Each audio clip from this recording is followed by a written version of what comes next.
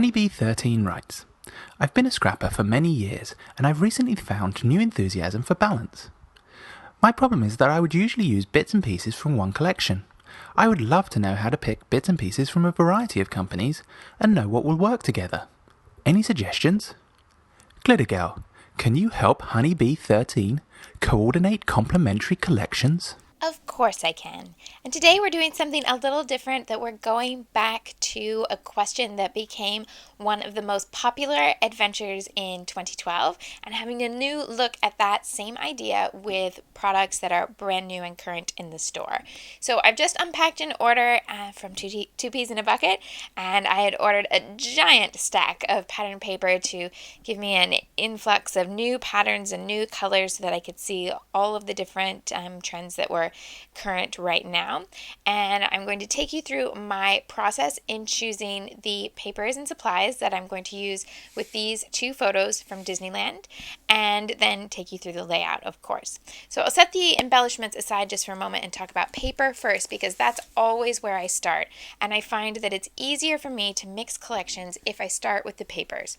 Now, in this case, I started with two photos that I knew I was going to use, but I didn't actually keep them on the desk as I went through my order to try and figure out what papers I wanted to use. I just had it in the back of my mind that this was one possible combination of photos, and for today's adventure, that's what I'm going to use. But I don't think that it's an absolute 100% necessity that you have to have the photos in mind when you unpack the order and figure out what will work together best. So I've separated this into two examples, and the stack of what I'm going to be picking from as I work, and then some examples of what didn't work. So I'll just show you that in two parts. So I chose one multicolored pattern paper to start everything rolling for me. I wanted to have a color scheme that was already set, and by choosing a pattern paper that has multiple colors in it, that means that I can then just find other things from other collections that will go together really, really easily. So I started with this, which is brand new from Webster's Pages, the new Alison Craft designs. Now, Alison Craft used to design at Hambly, and you may know her work from there, but she has a new home at Webster's Pages. And she has two brand new lines that include papers, transparency overlays, washi tape, all sorts of good stuff. So have a look. It's all in the store now. So this chevron print is my starting page. And by the way, the other side is a wood grain. But my next step immediately was to take a look at what I had in my collection to choose a pink, a yellow, and a gray, so that I would have three single-colored prints that would back up this multicolored print. So I came up with a few different choices. This two-tone pink print is from the My Girl collection at American Crafts. The reverse is a white multicolored print, but I'm planning to use this two-tone pink side, and the darker tone is a really good match for the pink in this pattern paper. However, this put me then on a little tangent. Because there's a lighter pink here, it would be really nice if I also had a single colored pattern that would go with that light pink. And I realized that there's a chance there that this could be a slippery slope and you could just continue picking shades, but I just limited myself to one more, and that's this paler pink from Studio Calico. The other side is this city scene. So if you're just looking at the A side in the store, you might not realize that the B side is such a nice, calm pattern. So this is from the Here and There collection. So now I have my two pinks, and then I went to a yellow, and I actually found a yellow that had pink as well, and they're all good matches so far. This is Studio Calico as well, but it's from the Snippets collection, and the other side is green. So I'm building that up, and then I needed a gray pattern paper as well, and I chose that from Pebbles. This is their new Basics line, and on the side of the mini polka dot, the other side is a ledger print. So really, really useful. They also do a chevron with a floral on the reverse, and they come in a variety of different colors as a collection that you can use as staples. So there I have my collection of the multicolored print and several different solid colored patterns that are going to work well with it. Now you can see that these are all very small repeating patterns, so there's nothing really complicated to work with here. I know that I can cut these into any size, any shape, and they're all going to work really well. I don't need to be able to include a really large piece. There's nothing that's complicating it like a frame or a corner design, and really easy product choices like that really really help me get the most from my products. But now, once I have the solid colors, I like to come up with something that's a bit more exciting. And I came up with this paper, which is from American Crafts My Girl. So I know that the pinks are going to be a good match because I've already pulled that pink sheet there. It also had yellow, it also had gray, but this brought in a new color into the mix. It has this kind of turquoisey blue in 2 shades. So I picked up on that in just a minute. But I also picked up from this pattern paper onto my embellishments, because this whole idea of little word bubbles that say hello, I also had in my order these wood veneer pieces. They're called wood chips from Freckled Fawn, and they're speech bubbles that say things like hello. So that's a perfect match from a pattern paper to an embellishment. So I went ahead and pulled these out so I could have those to hand as well. So now I've expanded this color palette and want to bring in something that's going to pick up on that blue tone. So I had another look to find a single colored pattern, but something that's a little bit less static, because these are all very small repeating prints. There's nothing that's very obvious about them. And I figured it was about time to balance this crazy, definitely obvious pattern, which I might just cut into pieces, with something else that I could cut into any size but would still have a really noticeable pattern. So I chose this cloud print, and that's from the Studio Calico Here and There collection.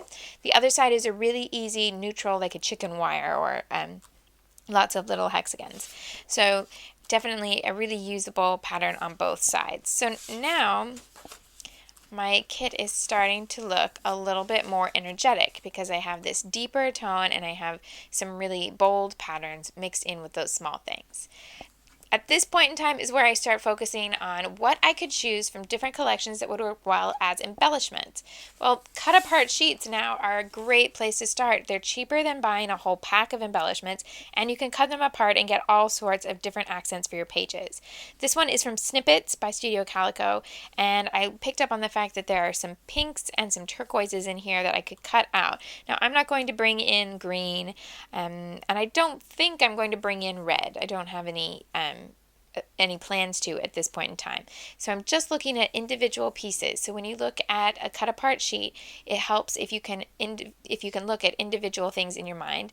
And sometimes it's even more helpful to get the most use out of these by getting them and cutting them apart and storing them with your die cuts straight away. But it just depends a little bit on your creative process. The B side of this is a larger chicken wire pattern, and that's in kind of a peach tone. Again, not a tone that I'm going to bring in. You can see this is not represented in any of the other colors that I have. Then I wanted to bring in something fun from Allison's line, and that's a transparency sheet. Now, these transparencies are really nice heavyweight pattern, and I picked this one, which is a pink print which says "Love This" in a nice skinny handwriting with little hearts. I'm not going to use a whole sheet. I'm just going to cut it apart and use it as an accent. And then I had 2 maybes in my box, and these were patterns that caught my eye, but when I looked at the whole kit set out like this, I thought they probably won't make it into my final layout, but I'll keep them on the desk just in case. And these are both from Echo Park, the Sweet Girl collection. And this one I chose because I love that it has that same mix of the 2 tones of pink. And then this one because it includes the pink and the yellow and the turquoise. But I ruled them both out a little bit, unless I really get in a pinch and they look like they'll be a great mix at the end. But in my head, I don't think they're going to be the great mix, because these patterns are all really clean and the whites are very white. These patterns are more distressed at the edges and are cream based rather than the really clean cut white pattern. And I love both, but I don't really love mixing them. Sometimes I will, but I have to be really careful, and I think it's easier to stick with either all clean or all cream based. So I'm going to keep them handy just in case. I'll show you the B-sides in case you're looking at those in the store. And but I don't think they will make it into my final page. But I just wanted you to see my thought process there as I put them together. Now, let's have a look at the papers that I liked, but I wouldn't choose here. Now, obviously, there are plenty of pages in my box that don't fit this exact color scheme, and they were out of the running automatically. But I have some others that might have something in common with this color scheme, but they're still not the best choice for this page. So here's another one from the Allison Craft collection at Webster's Pages, and it has that nice turquoise and it has some yellow, but this is a really distressed vintage look with all the different rulers and pieces, and it's very much a more realistic design where these are all illustrations. These clouds are not photos of clouds, they are little graphic images of clouds. Yeah, so I don't tend to mix the two when they're so extreme, that this one is so much realistic and this one is so much a graphic design. So although the colors are right, this one doesn't make the cut. Likewise, there are things that just have the wrong feel. So this is a great energetic pattern that has turquoise and yellow, and it's from the All About a Boy collection at Echo Park, but it's just a very different feel. The pattern is really, really big and energetic, and there's not going to be room enough for me to include all these different things on something that already has so much going on. Instead, I'll save this for a page where I probably will just use one photo or maybe a narrow strip of photos, and be able to just do a few key embellishments rather than lots and lots of layers, because this pattern paper is so bold already. This one goes to the other extreme. This isn't masculine at all. It's very, very feminine. The colors are getting on to be quite a good match, but the feel is totally different. A large, soft floral like this makes me think of a quilted, old-fashioned design, while everything here is very clean and modern. And so I just don't think that these two are a good mix. However, I still love this pattern and I'll use it on another page. I just won't use it with these particular supplies. And this one from the Oh Snap collection at Echo Park, and this is a camera sheet that I would generally cut apart. That's what I tend to do with illustrations like this. Now, illustration style, this would totally fit because they're all they're more a graphic design or an illustration that represents it. It's not a photo. It's not trying to be realistic. But the colors are just enough off that it's not going to work for me. Even if I just included the pink cameras, I just think they are a little bit too retro to go with the modern design of the other pattern papers. So although there's potential with this one, I'm setting it aside today. Then there are papers that are very vintage and they just are not the right mix for these bold graphic designs. So this is a very soft pattern paper. This last one is from Maggie Holmes' Crate Paper collection, and I love both sides of this paper. There's a cloud paper with this lovely texture and bokeh in the corners, and then a handwritten piece with some lovely sentiments. But they're very much realistic, and even though the color here would work, the texture is so very different. So you can see the difference in two different types of cloud pattern papers. And if I'm going with this whole idea of everything being very graphic and computer designed with something that's more photograph style, then it's just going to be far more difficult to put them together. So I would save this to go with something else that's a bit softer and more vintage than what I've pulled out here. Something a bit more distressed will layer on top of this just beautifully. It's something with really delicate, soft layers. And in fact, that last pattern paper has some great potential for going with this one. If you can imagine it in smaller pieces and maybe with some inking around the edge, it will work really, really well, but it's not the best choice for this particular kit. So that's my train of thought as I go through the patterns and all those pattern papers that were in my most recent order. But then, of course, I also brought out some embellishments, so I'll take you through that very quickly. Now, I had already shown you these wood veneer pieces that match this pattern paper, even though they're from two different manufacturers, and that sent me on a little interesting kick through my embellishments. So one of these has an arrow that says this. And then I noticed that I had this stamp set in this order This is from Mama Elephant, which is new in the store, and it has a stamp set that says, I love this. Well, wait, I have this transparency that says, love this. And on the Dear Lizzie phrase stamp, there's also this and that, and I think there's another one with the word, this was rad. There are several different phrases that use the word this. And so I thought, why not just continue that running thing? So I'm looking at all different things that use that word and pulled out all those different embellishments. Then for lettering, I have these brand new gray thickers from Amy Tangerine, and they're one option. And then I also pulled out one of my favorite thickers alphabets, that's Lullaby in gray.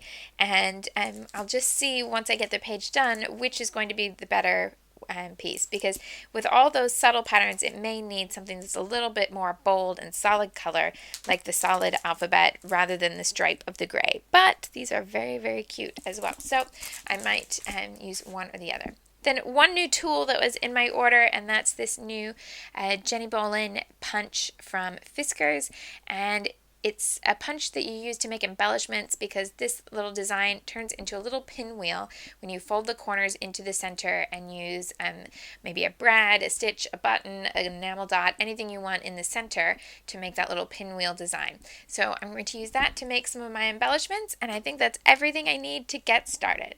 I'll start with one of the softer colors as the background, one of the less busy pattern papers, so that it doesn't grab your attention too much. It's not jarring when you turn to this page. But then I wanted to make sure I got a substantial amount of the multicolored pattern paper into my layout straight away, so that I have that color scheme that was the start of everything. So there's that original pattern paper that I started the whole kit from, and that's cut to 10 by 11.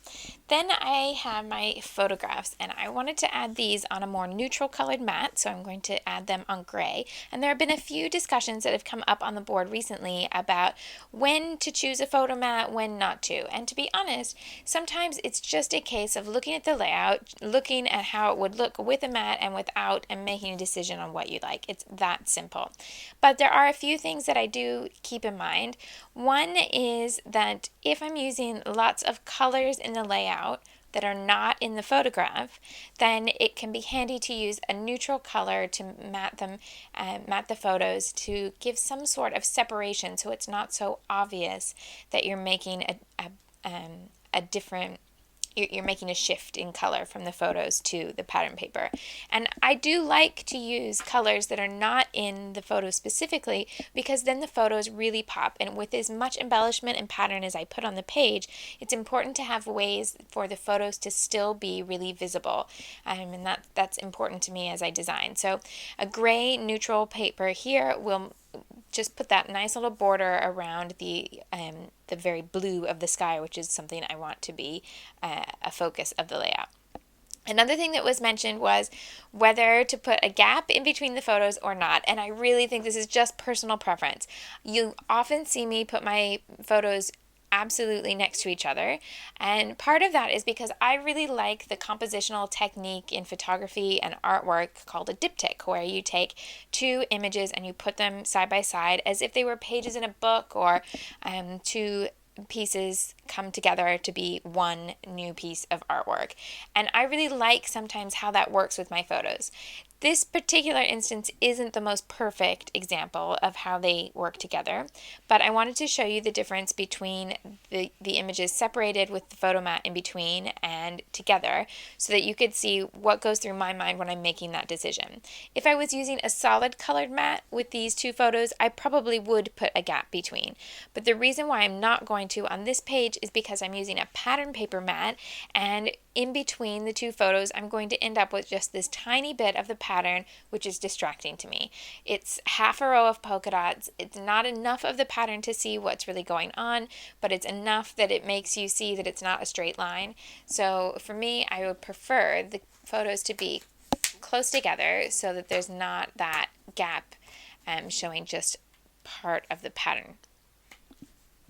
So I'll put them absolutely together like that, and I'll cut the mat at the bottom just to be even on all the sides.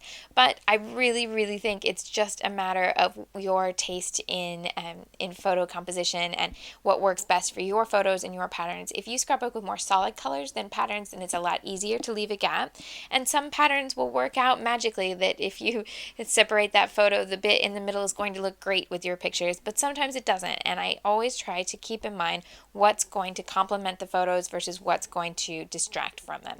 So that's a little bit of insight into where I'm going with that idea.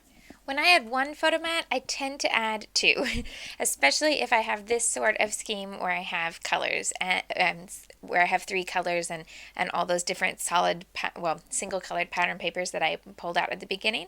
And in many cases, it might be that I add three layers behind the photo, but because I'm adding several layers behind the picture, I think I can just leave it with two mats here. But what I do like to do is make sure that my mats are not completely straight, and that's purposeful. I feel that my mats, if they're perfectly straight and it's just tiered, the page feels very formal to me, and it's very rare that I make such formal pages. If you think about the idea of matting being something like framing a photo in a fancy picture frame, if you go to the framers and you ask for a tiered mat in several different colors, it's normally for an image that's very formal, something like a graduation photo or a wedding portrait that's really just a traditional image, not something that has a lot of movement to it, something that's going to seem very serious. And my pages just don't seem very serious, and that's a purposeful choice.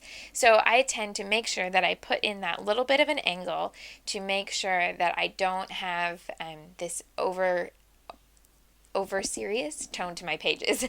And I think I like to keep things really lighthearted, and most of the stories that I'm telling are lighthearted and just a bit of a good memory that I want to include. So for me, even those little tiny angles, they all go back to the meaning of the page and the story that I want to tell. Now, then the other thing I'm looking for when I add these pieces to the multicolored pattern paper in the background is to see if I can make it so that the colors don't touch. So when I added this pink strip, I positioned it and cut it to a size where it would go from gray to gray. It wouldn't be balancing on the pink and end up right next to each other. That way, if there's a tiny bit of difference in the color tone between one collection and another, you won't notice it because they're close enough that as long as they're not touching, it's going to work well. Likewise, I made sure that this mat was the right size so that it wouldn't touch the yellow. It's going to go from the gray to the pink, and of course I'm going to end up with a little bit of the yellow along the edge, and that's where inking comes in handy. I add either black or brown ink to the edges of pretty much everything I use on a page, especially when I'm mixing different collections, because it will give it that little bit of continuity, so that even though the pages are all different styles and different designers, they'll all work well because they have something in common, but also because whenever the colors run together, there'll be something that gives a defined edge to the pattern and breaks it up just that little bit.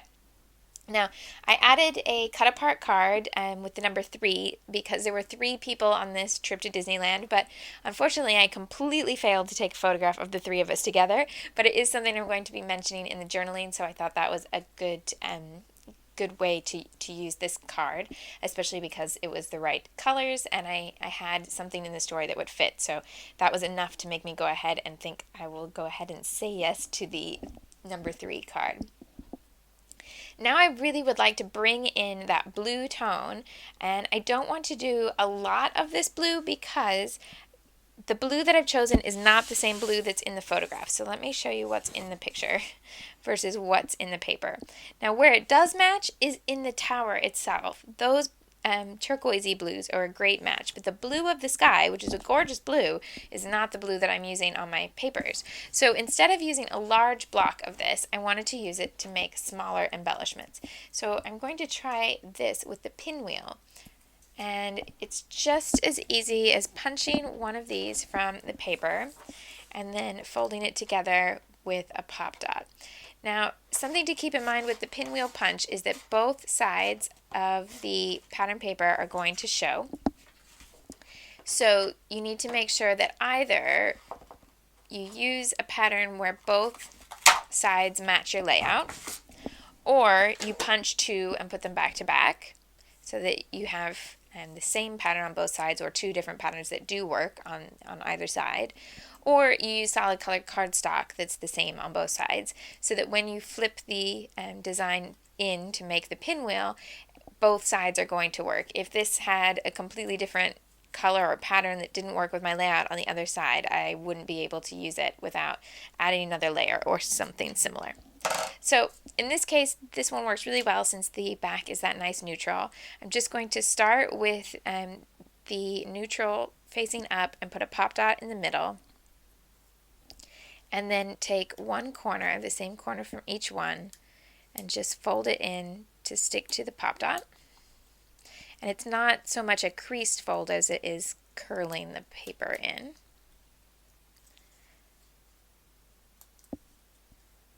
So you have 4 to go into the middle there. And then you need something in the center. So I've used just some pink enamel dots from my mind's eye. You can also eliminate the pop dot in the middle and use something that's going to stick right the way through the pinwheel, like a brad, or sewing a button right through. But I do really like the dimension that the pinwheel gets if you use the pop dot in the middle, because the pieces in the center are not going to get flattened once they're in the page protector. They have that depth, and that means that you're going to keep that little bit of curl in the pinwheel, and it's not just going to become flattened in your page. So I've made 3 of these that I'll endeavor to put on the page, and I'm also thinking that they might benefit from a little bit of turquoise tape to go underneath to bring in that tone, but just a little bit. I don't want that color to overwhelm the layout. I also have my stamps and my wooden embellishments, so I'm going to unpack those and figure out where's the best place to embellish, title, and journal on this page. To start building my title and some embellishments, I chose 3 of the word bubbles from that pattern paper and cut them out and added some black ink around the edges. And then I'm starting with the largest one, and I'm thinking that I can then use this to start my title and continue my title underneath that with the thickers for lettering, and then use the remaining space for my journaling. So that then led me to figure out where I could put the embellishment, and I like the idea of there being a triangle here across the page that will bring in some color or accent that will define the space. So I'm going to repeat whatever embellishment I use, and I wanted to go ahead and pick up on the turquoise, so I knew I was going to put one of the pinwheels at this top point in the triangle, and then my plan is to repeat that at the bottom. So I looked at what else from my embellishment would help create a little gathering up here, and I started with that transparency to add a little bit of depth to the pattern here. But I like the idea of this looking as if the transparency is a big strip that goes all the way to the bottom of this pattern paper block, but I don't want to waste all that transparency behind here, because the transparency is even more so than paper, is something that I will continue to use on other projects. So I just cut 2 boxes the same size, and I'll tuck it under here.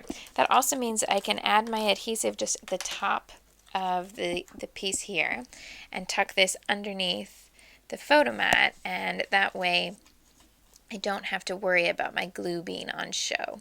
So I'm going to line up the bottom edge with the bottom of the pattern paper, and then I'm just judging this this side piece here from the top to the bottom of the page so that I get it in the same place. And then it creates the illusion that that's a big strip of the transparency, when really I've only used that tiny little piece. I mimicked the hello up here with a wood veneer piece and then added the pinwheel. So I want to use a wooden piece at the bottom too, and a pinwheel. Now I could use another hello, but I think maybe a little bit of variety would be a good idea.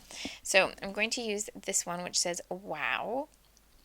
And then I thought, with this one, it's wood veneer on one side and the pinwheel. I thought I would reverse that down for this space in the embellishment. With the wood veneer, I'm just using my normal adhesive, but when I go to place it, I'm trying my best to line up the edges with other edges on the paper, because then I just find that that's a little less awkward in the embellishment placement, and it looks a little bit more natural if you can find some edges to make things match. And then the pinwheel next to that. I do think that these little groupings here with the pinwheel and the wood veneer need a little something else, but I can come back to that in a minute if I decide that's definitely the case. Time for me to add my title and my journaling here, and then add finishing touches to the layout. Between the two boxes, I had plenty of room for my writing, and I decided to go with a really long title after I'd figured out what I was writing. I was just going to go with the Hello Main Street, and then realized in my writing I really focused on the fact that we were there really, really early in the morning, and that meant the sky was really blue, but also the queues at Disneyland were really short, and there were a lot of benefits to getting there first thing in the morning. So I went ahead and just mixed up the thickers and used that really long title. And then I had these two additional word bubbles that originally I was going to use. But I thought I'd show you that sometimes ideas like that just end up being a little bit too much. To me, that's just a little too much on the page, and there's not really another good place for them to go without covering up lots of things. So I'm going to leave those out, and there are plenty of word bubbles here already, so that's okay. I did add another wood veneer over here to give me a place to put my other pinwheel, so I have 3 spots for the embellishment, and then decided for a final touch I would head to my stamps and used that idea of repeating different things from the wording. So I stamped the I love this from the Mama Elephant set, but also the Sweet Sweet Sunshine, because that was something I talked about in the journaling, and then used the Dear Lizzie phrase stamp for the one that says this was rad, and put that next to the epic. So a little bit of trendy wording there too. So that's where I'm going to call it done for today. And your challenge this time around is to show us how you arrange your pages and mix them up from different collections and different manufacturers. I'd love to see your project, but also be sure to tell us in the box a little bit about your creative process for how you chose those supplies to go together. I really thank you for watching, and I wish you lots and lots of happy scrapping. Join us next week for the continuing adventures of Glitter Girl and the ongoing mystery of the scrapbooker behind the mask at twopeasinabucket.com.